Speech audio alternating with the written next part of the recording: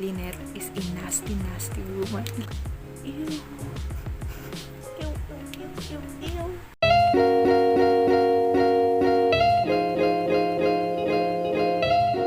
Hello everyone! Welcome back to my channel. This is Sinag and welcome to a new reading vlog. This one will be about the 5-star prediction reading vlog. So, in this one we have 4 books that I predict to be a 5-star read for me. So, I actually finished one already, but we're going to talk about that later. But the 4 books that we're going to talk about and a little bit of description or a little bit of my thoughts about why these books are 5-star prediction for me. So the first one is Entreat Me by Draven. So the reason why this one is in this vlog or has a 5-star prediction is because Draven is actually one of my favorite authors, and I loved her writing style and I loved her Wraith King series. So I'm assuming that I'll also going to love this book because her writing style is already a plus point for me. So then the second and third book in this reading vlog was also the second and third book in the Heavy on the D series by Nicole Norris, which is Strip and Stroke. So I just recently read the first book in the series, which is Stiff, and it's actually in one of my reading vlogs. I'm going to link it down below and up above so that you can check it out. So I gave that book 5 stars, and it's actually one of my all-time favorite books. So I'm assuming that the book will stay through to how the author write the first book. And then the last book that we're going to read in this reading vlog, the last one with a 5-star prediction, is The Winds of the Storm by Miss Beverly Jenkins. So this is actually the second book in the Lavac family series. So I also read Through the Storm, which is the first book in the series, in one of my reading vlogs, which is the beautiful clinch cover. So I'm going to link that as well. This one, I love the family, the Lavac family. So aside from that, Miss Beverly Jenkins' writing style never fails. So now that we've set that in the way, let's now go to the book that I've read yesterday. So actually yesterday kasi I was supposed to do this intro, but I was lazy, and at the same time that was a laundry day for me, and so I have 5 to 6 hours of doing the laundry and hand washing them. So I needed a audiobook, or at least a long audiobook, for me to listen to while doing the laundry so that I can be productive at least. So that's why I have listened to Entreat Me by Draven yesterday. So this one is actually a Beauty and the Beast retelling. For me personally, my preference, I don't like the original Beauty and the Beast story. I like the Beauty and the Beast retellings that are took something from the original story, but they made their own spin of it.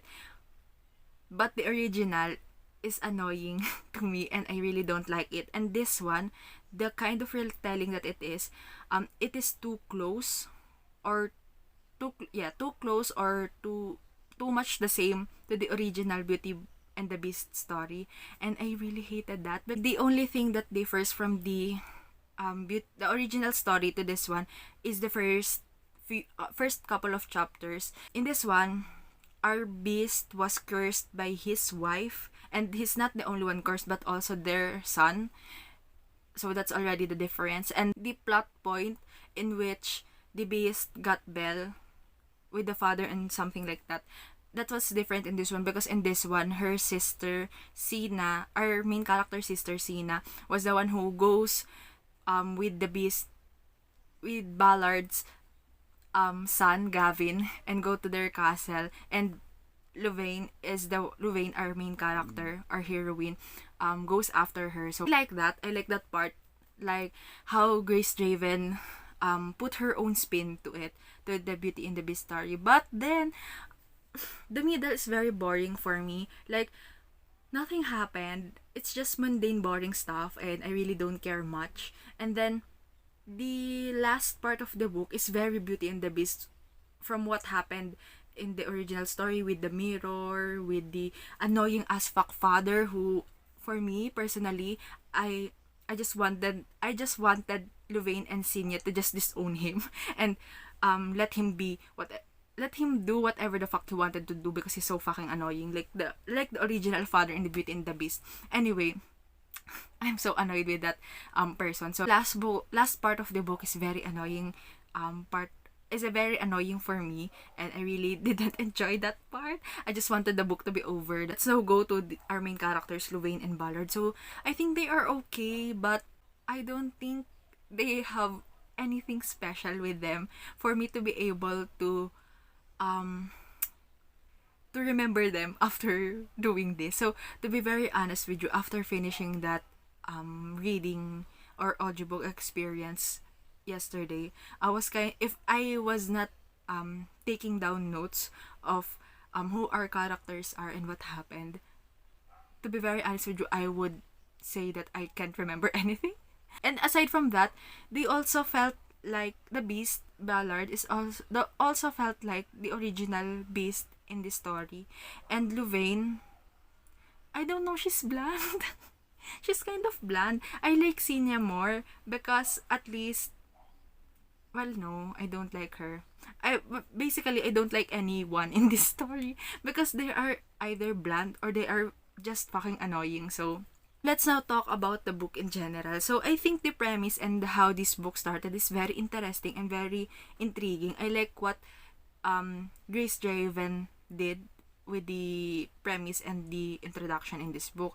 However, the execution didn't live up to it. Like, the execution feels like the original story for me, and I don't know, I just want her to do something and to put her own spin with the overall story, like not just the first or how the plot started, but to the overall stories. I actually gave this 3 stars, and I'm wrong with the 5-star prediction. I still can say that Grace Draven's writing style is very good. It's just that the concept of the Beauty and the Beast and the execution was not for me personally. So I can still see this being loved by other readers, especially to those who avidly loved Beauty and the Beast.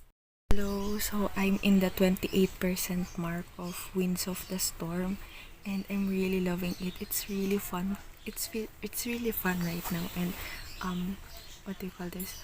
I enjoy the reading experience so far, and I'm reading it really fast because it's really good. And this one kasi, our heroine is a spy, and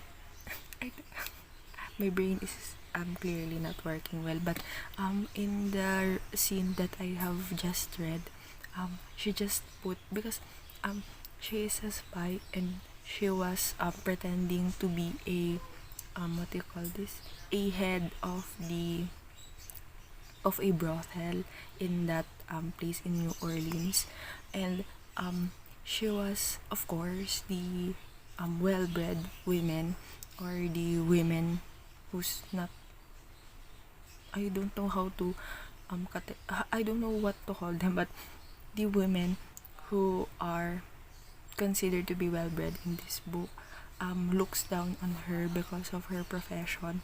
And when she got to the seamstress place, and the women got out, like they don't want to be seen with her like that. And then in that place kasi, Archer Lavac and his mistress Lynette was there, and Lynette was telling Archer to not what do you, to not talk or look at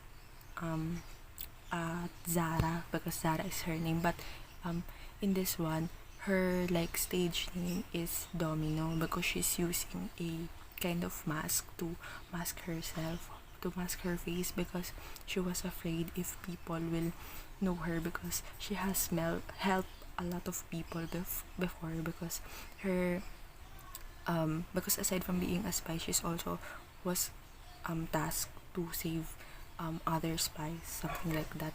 So in this one, because Zara and Lavac already have an interaction because of what happened of a cook, and she needs a catering, something for the opening of the brothel. Um, uh, Zara goes to Zara goes to Lynette and Archer to just greet them, because she needs Archer, because Archer is actually one of the people that she needs information from, because as I've said, she's a spy. So um so Lynette was constantly telling Archer na, don't look at her, don't what do you call it, don't recognize her, like don't speak to her. But what do you call it, Zara was asked Zara they called her Zara say hello, or greets Archer and Lynette. But Lynette, of course, didn't pretend to didn't see her or didn't hear her. And then Zara asked Lynette tawag dito, if she offended her, and then Lynette said that yes, and then Zara said why, and then Lynette said I'm just telling you what's happened, because I really like how Zara puts Lynette in her place. So she asked why, and then Lynette said, well-bred women don't mingle or don't interact with whores. And then what's her name? Zara said that so are you Mr. Lavac's sister or cousin? And then Lynette said no. Then Zara said, then I'll assume that that means that you're his mistress. And then Zara is like kind of proud of it, because it is said in the text that she lifted her chin. And then Zara continues like, then if that's the case, then what's the difference between the two of us? We're both accommodating to men who are not our husbands. And I was like, yes, she just put that Lynette in her place, and I really liked it, and she didn't back down. And Zara, one of my favorite Beverly Jenkins heroine. Well, I say that to almost all of Beverly Jenkins heroine, but she's really enjoy this. And I like how she banters not just with Labak but with other people. Like, she really puts them on their place, and it's so funny. And so anyway, that's my update for now, and I'm really enjoying it so far, obviously. So I just wanted to take note of the place called Sanctuary, and I don't know if my memory serves me right, but I think we already have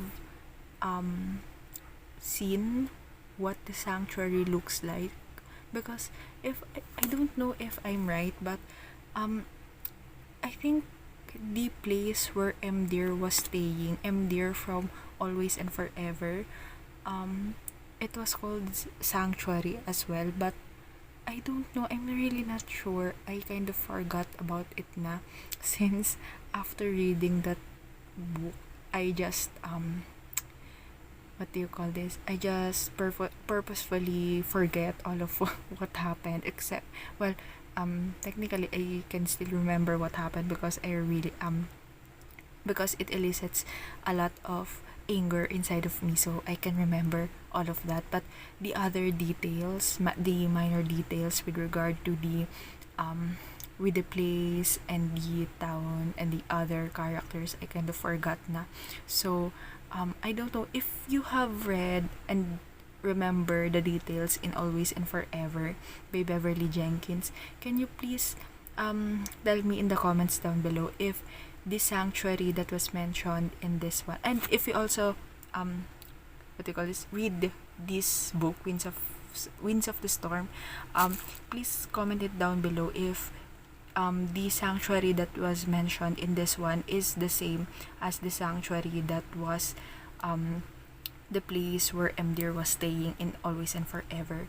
And yes, because I search it on Google and it isn't telling me it doesn't tell me if I am right, because I don't want to recheck, because I don't want to read or skim or reread Always and Forever just for that just for that information. So so if you can still remember, and if you have read this book and that book, please comment it down below, because I am genuinely curious about it. So I think that's really I think I loved how Miss Bev connects her books, um because we can see the some cameo from other from characters on other books. And so I kind of want to well, I want to read it, because I'm kind of reading all of her books out of order, like not in the order of publications. There's a lot of kind of connecting lines in here, and I'm loving that. I'm loving the realization that, oh, we've seen this character from before. And but the thing that I don't like is that, because I kind of seem like, oh, they're familiar, but I don't know which book or which is that character familiar to me. So it's kind of because now I kind of wanted to read everything from publication order because of that, because I wanted to see where this started, because I think everyone is connected at some point. I'm now even more excited to read her contemporary romances, which are the Blessings series, because from what I can remember, people are saying that those, or the people, or the main characters in the Blessings series are descendants of the main characters that we've seen in her historical romances, and I'm so excited for that.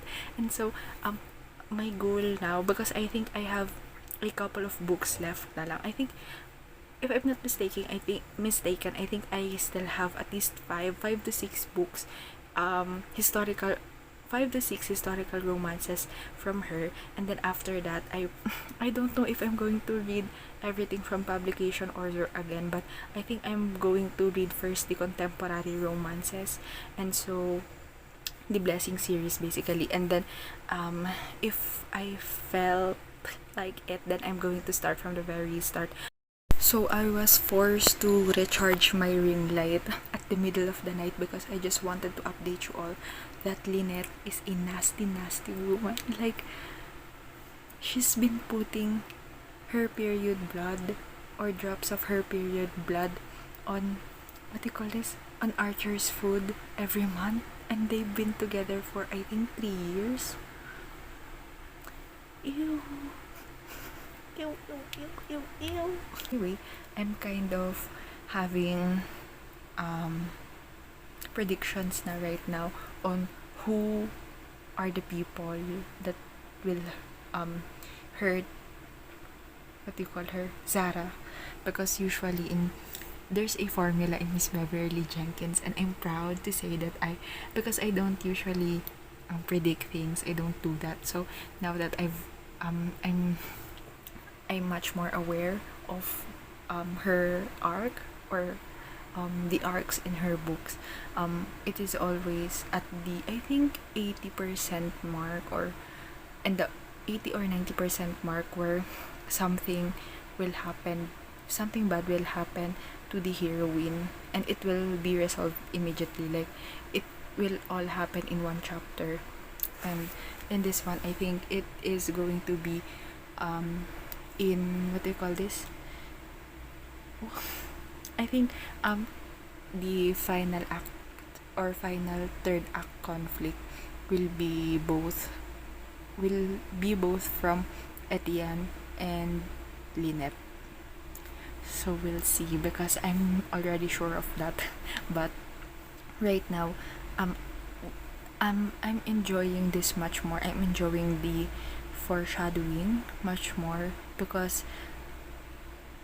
for me personally, I think Lynette, I love Lynette's character among all of Miss Beverly Jenkins's heroines, because she can stand by her own, and she don't have the same very good heart, or very what do you call this, helpful heart, just like the other heroines, because the thing is that I've noticed is that the other heroines in her books, they have a very loving and huge heart, that they are always what do you call this? They are always either sacrificing themselves for to save other people, or they are their goodness and their goodness as a person will be used against them. But in this one, since Zara, though she is a good person, she has a good head of her own, and she's very strategic, and you know that she can, basically, if she were kidnapped, you know that she can what do you call it, she can save herself, like she can she can save herself, and she can do everything to change the situation from her being the victim to her fighting to the perpetrator. So I am really, right now I'm really enjoying the foreshadowing and the what do you call this, the foreshadowing of the third act conflict, because of that, because we're seeing Zara to be very capable of herself without the intervention or without the saving of the heroes. So yeah, so I'm really looking forward to this book. I think, I don't know but right now, I think aside from this being a 5-star prediction for this book, I think this is going to be one of my all-time favorites from Miss Bev, if this one continues with the way I wanted it to be, like with Zara being very capable of her own, and and saving herself, something like that. Anyway, I'm really enjoying it so far. And aside from that, she also came from a family of spies, and I really enjoyed it. I really am loving it. And yeah, so it's very good. I really like this one, and I have a lot, well, not a lot, but I am what do you call this, I am preparing na my talking points on the wrap up of this book. But I'm really excited to finish this book, and thankfully I have book that I am currently reading, a book that I'm really loving. And so that's it for this update, and I'll update you soon once I have something to say. I'm at the 90% mark, and I did not expect this. I did not expect who's going to act on the third act conflict, and who's going to be the traitor. And I'm so happy. I'm so happy because Miss Beverly Jenkins, I don't know if it's because I am not good at what do you call this, telling who's going to be a traitor or what, but I like that Miss Beverly Jenkins never failed to prove me wrong. Like, if I have any assumptions, she will prove me wrong about that, especially when it comes to my predictions. So it's so very interesting right now, and it's actually 3 in the morning.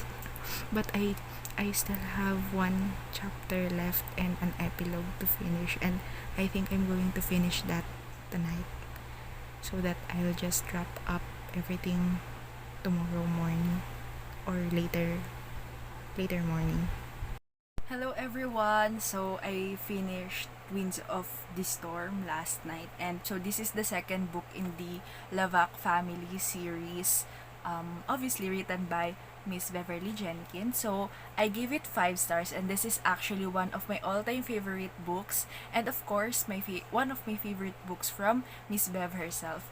And okay, so I have notes, obviously, as usual. So let's go. I have 3 plot points that I wanted to talk about regarding this book. So first, let's talk about Zara. So Zara is our heroine. So her name is Zara Lafayette, and she's actually a spy. So she has a alias which is Butterfly, and I really I really like her character. Okay, so let's dive deep on herself and her family first. So she's actually from a family of spies. So the Lafayette family are obviously a family of spies. So they are a spy for the president, and they are living in the sanctuary, so which I have mentioned it on the previous clip, and I'm going to mention it again later. So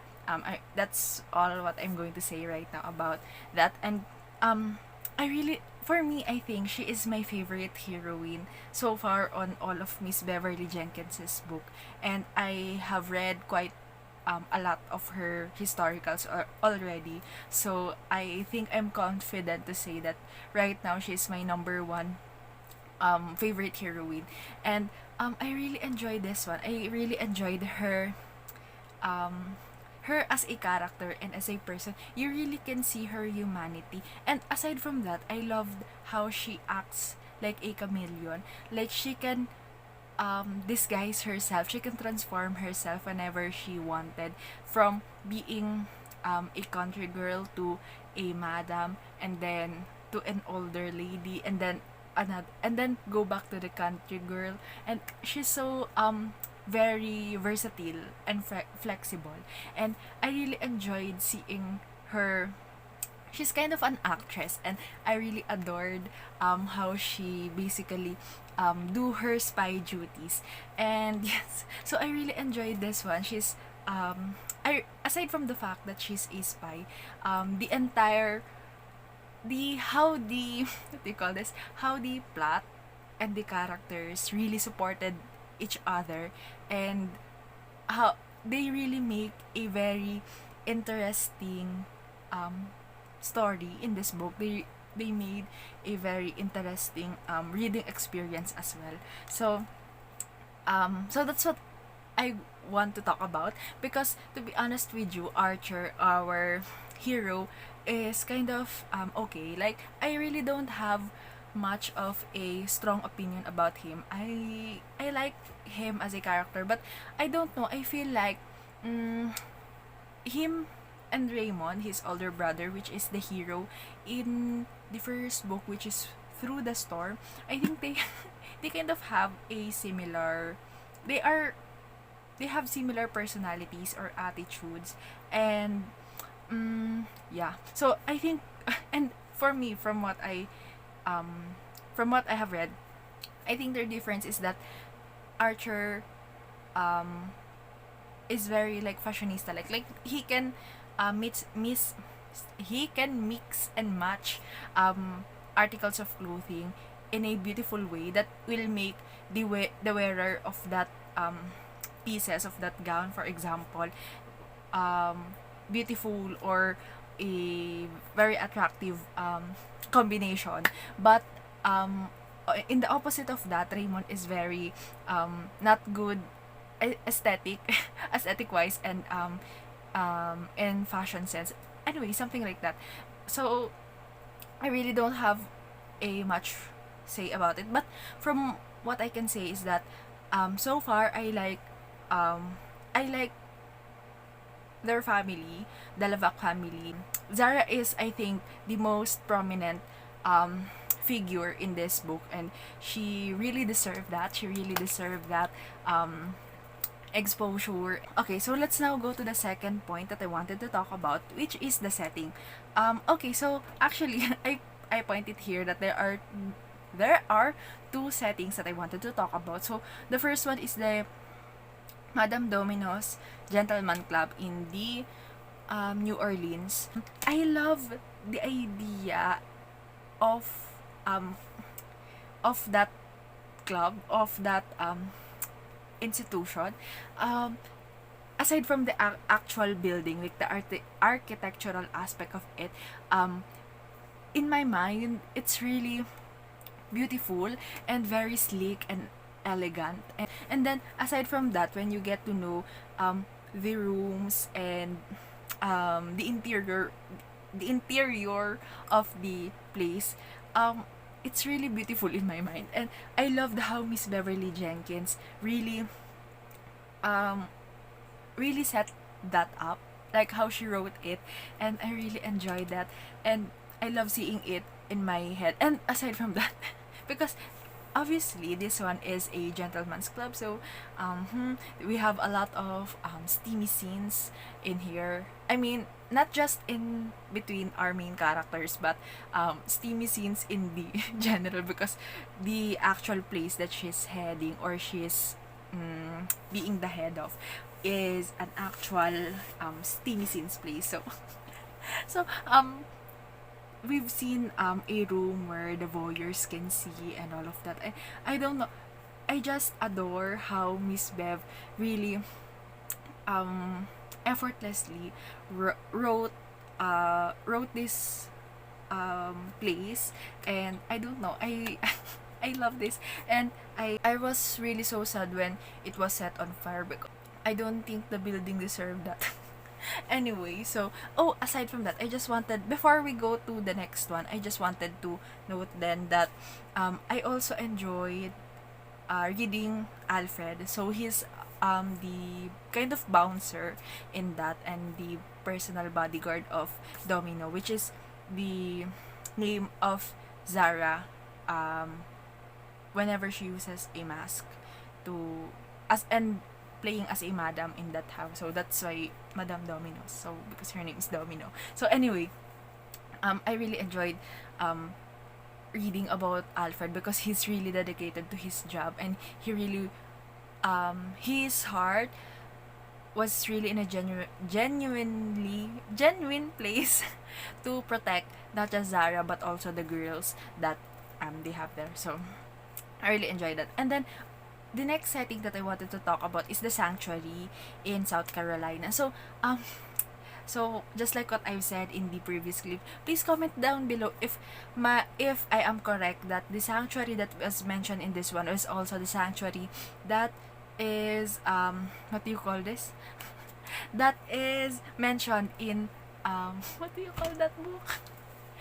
Always and Forever. And I just wanted to know if Dear and the mother of Zara is the same person. Because to be honest, I forgot the backstory of Dear, because I'm quite annoyed back then at Jackson. So at the last part, I think last chapter of this book, what's his name?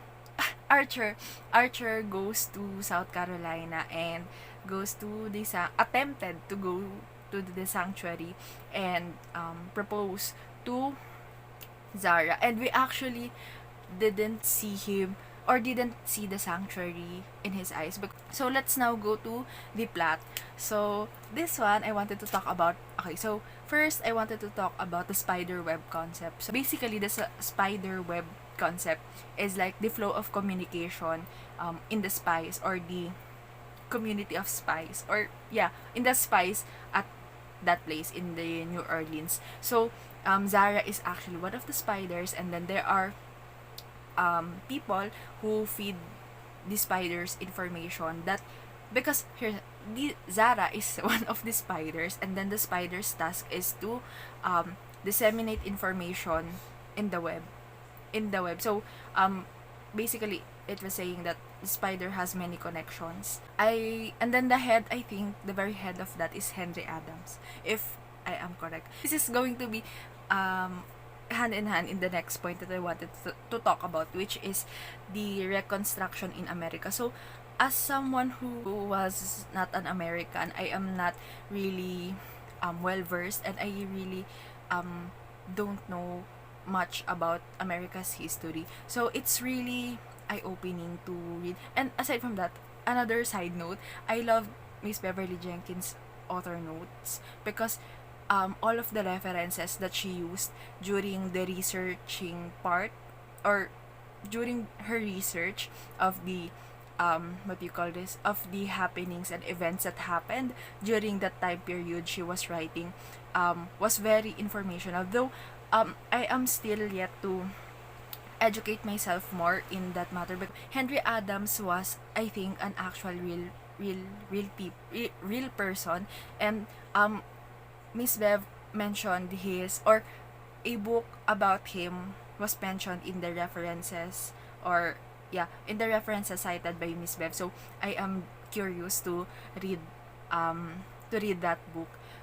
The what do you call this, the primary source. In her references, I as well, she what do you call this, she cited books that are um books that are featuring or showing the contribution of black people during the reconstruction in America. So those are composed of spies, something like that. So it's very interesting, and so I really enjoy that part where Miss Bev includes her resources and the list or citations of her resources at her in her author's notebook. So last thing that I wanted to point out in the plot is the romantic suspense vibes.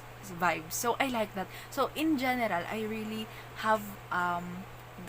don't have a concrete thoughts with regard to romantic suspense, because I don't deliberately pick that genre of romance. I think if romantic suspense goes like this, I think I would love it, because the action in this one is very page turning, and I forced myself to finish reading that in last night, because it's so good and it's so fast paced, and I just wanted to know what's going to happen. And aside from that, the actual what do you call this, the actual plot points or the actual plot is very interesting to follow, and I am genuinely invested to what Zara is doing, to her spying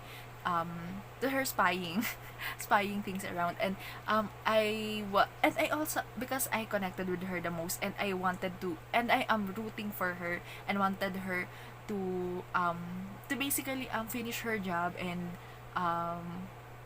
because her job is very dangerous, because she's mixing herself with what do you call this, with what do you call this, cloaksers, so with supremacists, ayun, with with white supremacists. Then Zara is definitely capable of herself, and that's what I really enjoyed the most, is that Zara, just like I think I said it in the last clip as well, but Zara knows and can save herself, and she doesn't need, or you know that she can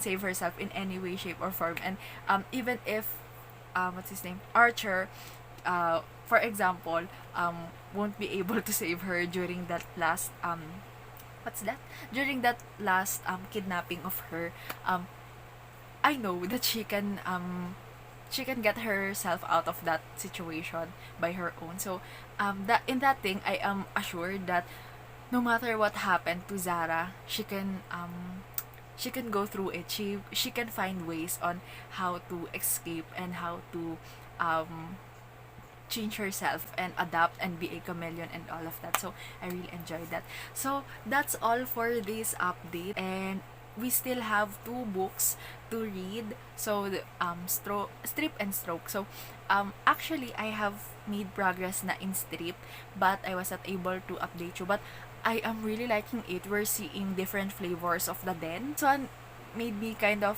really frustrated.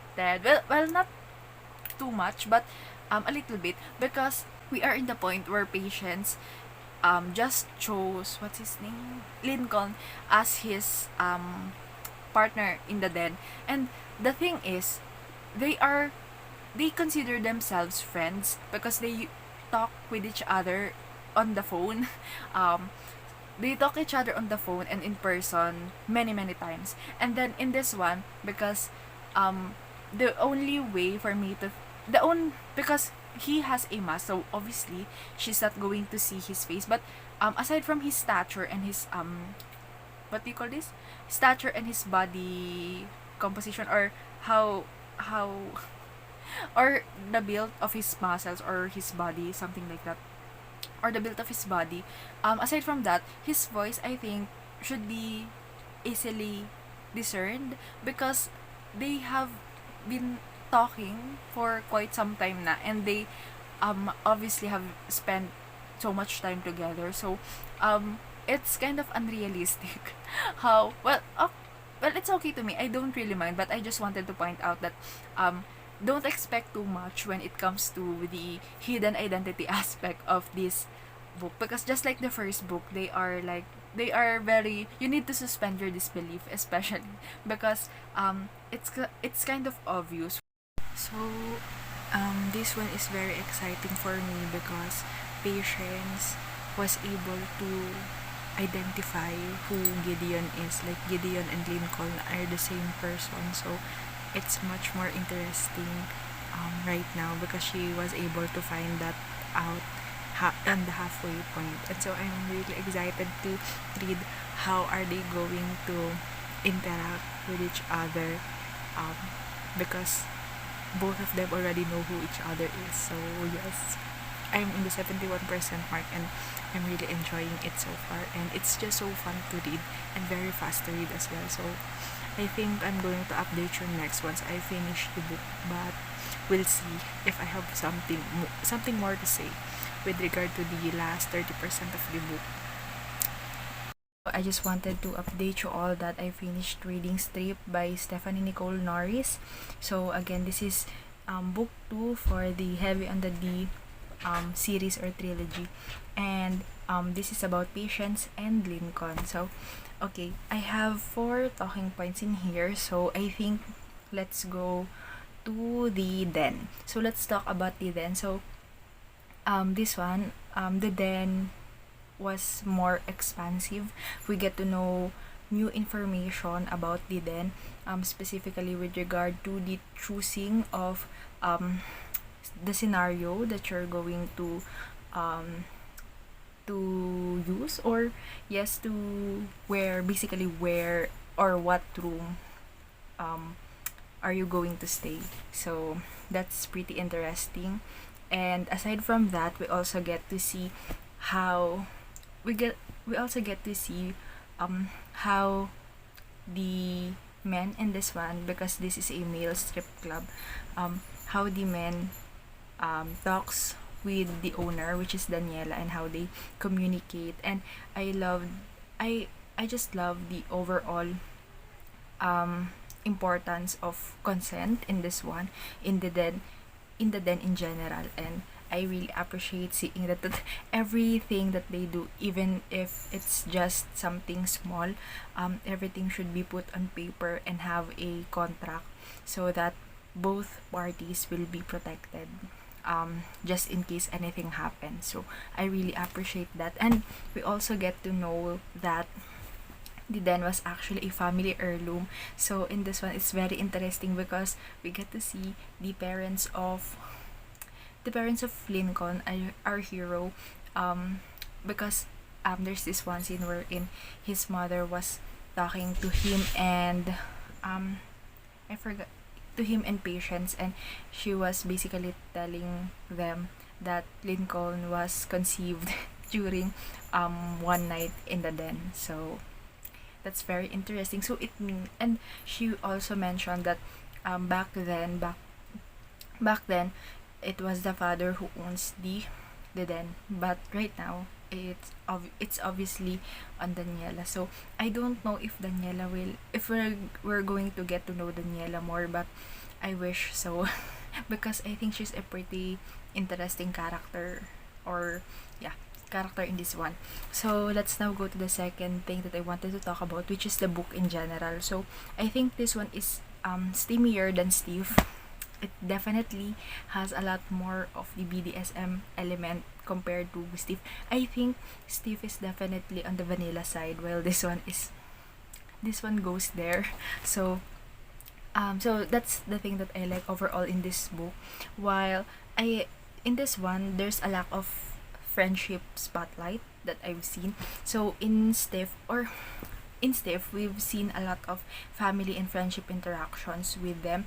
And I think it's because of since Steve is the first book in this series, basically there's a lot of groundwork to put on. But I think that makes it a much more pleasant read for me back then, because it involves the friendship and the family aspect of both Asia and mostly Asia, but also the friendship of Eric. And it just showed that since both of them are, all of these characters are in their early 40s, we can see them that their life does not only involve on romantic relationships, but most importantly also their friendships and familial relationships, alongside their work and other ganaps in life. So I much enjoy that in the first book.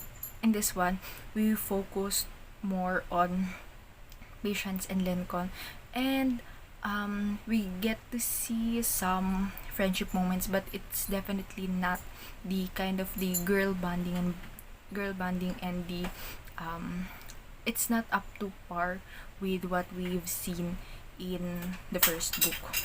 So yes, so let's now go to both of our main characters, so Lincoln and Patience. So I think Patience, let's talk about Patience first, because Patience, I think, is a very I think she's okay. Like, I really can say much about her because she's just okay for me, and I like that she was able to recognize Lincoln immediately, though not immediately as in ASAP, but she was able to recognize him by putting the pieces or puzzle pieces together, specifically with Gideon's tattoo and Lincoln's tattoo. So I enjoy that. At least in this one, our heroine isn't without knowledge, something like that. So let's now go to Lincoln naman. So I think, okay, Lincoln is a very sweet person, but he has stalkerish tendencies, and I don't know, it's kind of creepy because there are two scenes in this one. The first one is when Patience passed out after having an intense orgasm. He just carried her to her house and just leave her there. And I don't know, for me the most logical thing to do at that is to, because Daniela offered for them to stay in that in the room, in the lair, because of what happened to what the to happen to Patience, and to just let it pass. And when she woke up, then they can either continue or she can go home. But he makes a decision of do just that creepy thing. So I don't know, it's so creepy. So he's cute and he's sweet, but his seems like a stalker, so I don't know about him. But anyway, overall I still give this book a 5-star because it's just sweet. I like how Nicole Norris just build the chemistry between our main characters. And another thing that kind of a stalkerish thing is because he's the one who deliberately go to Daniela to what they call this, to put him in the lineup, so that, and specifically for Patience only. So that's it. So anyway, overall I still give this book 5 stars because Nicole Norris was great in creating that chemistry between our main characters. And I don't know, her writing style is very easy to read and very comforting to read as well, even though I find some things that disturbed me, like Lincoln's stalkerish tendencies. But overall she was able to pull it through and to make me believe that they're cute together, that they're adorable, and they have great chemistry and love for each other. So I really appreciated that.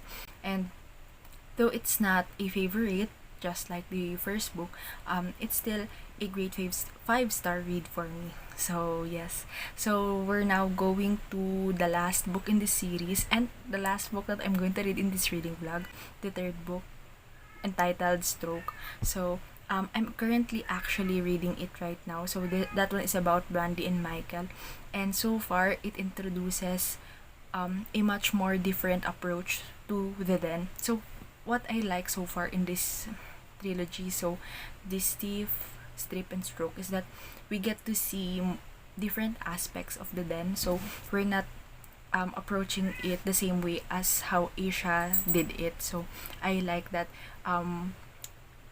the world the world the world, at least inside the den, was very expansive, and we're slowly seeing, or peeking at what's the overall situation in the den. So I'm really enjoying that one. So as for the main characters, Brandy and Michael, I am still not sure.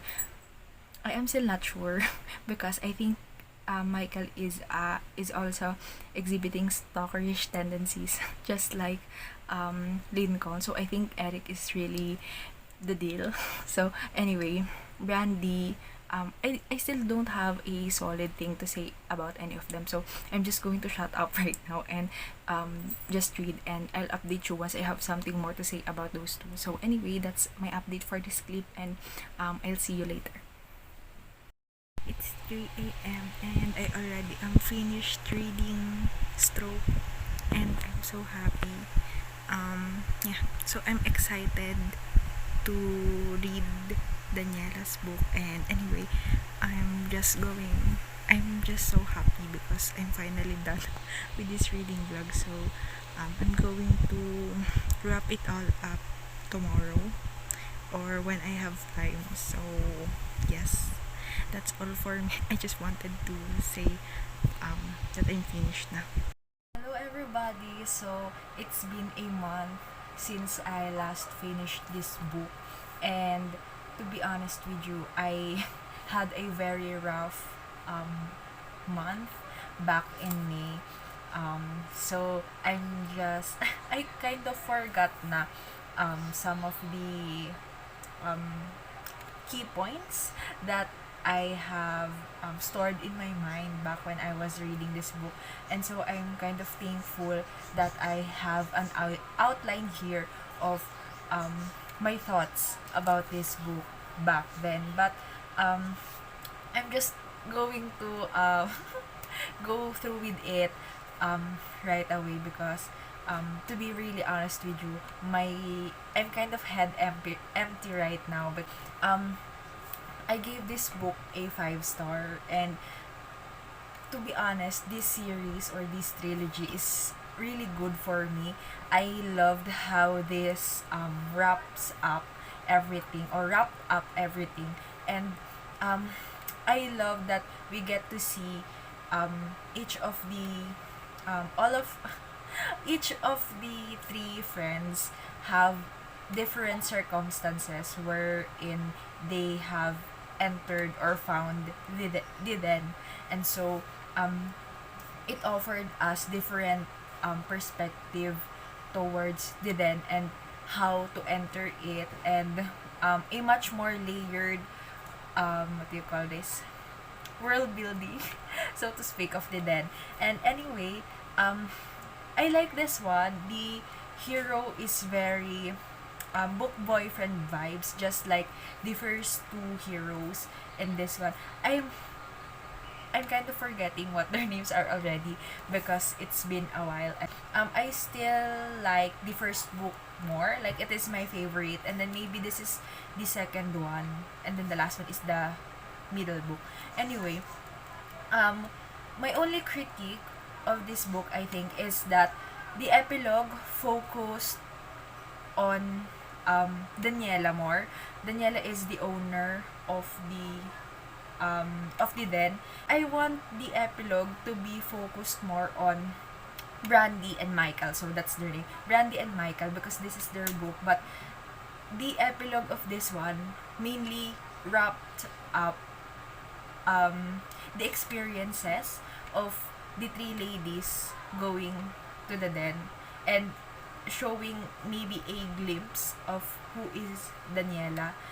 And I think Daniela will have her own book soon, or she already have one, but I don't know about it yet because I don't do research in books. So anyway, but yeah, so that's what lacking for me. And yeah, so I just wanted to add that another thing that I like in this book is that we get to see the den inside, like our perspective was from the inside, because we see Michael's POV when he was waiting on the behind the scenes kind of thing in the den. He basically can see Brandy choosing what room she prefers or what kind of play or kinks she wanted to try, and he's just there and ready whenever she clicks something. So it's very interesting. And yeah, so anyway, I that's all I can remember about this book, but I remembered enjoying it so much and giving it 5 stars. So I trust myself back then when I rated it in Goodreads, rated and reviewed it on Goodreads, and yeah, finished reading the book. So that's all for this video. Thank you so much for watching. And to be honest with you, I don't know if I for the past month I have a lot of things happened in my life that made me reevaluate what will I do next, and if I wanted to continue doing this, because reading is fun for me. I love reading. I naturally incorporate it in my day-to-day activities, but vlogging or what do you call this, videoing videoing myself and then editing it, and then what do you call this, uploading it to YouTube is very time heavy. It requires a lot of time and effort from my part. I still, to be honest with you, right now I still don't know what I'm going to do with my life in general, my personal life, my professional life, and this online life. So I'm still learning, or I'm still looking for an answer for myself. But right now, what I come to a compromise, or what I'm going to do for some time, is that if I wanted to create a video, or if I wanted to do a something creative that's not related to my career or to my studies, I'm just going to do it, like, and I'm not going to set deadlines or time, yeah, deadlines or schedule for myself with regard to creative projects of mine. So that includes this booktube channel and my future booktube videos. So that in for the sake of my mental health, I'm just going to stick with that. So I don't know when am I going to upload next, to be honest, because I still haven't edited yet the past videos that I have filmed back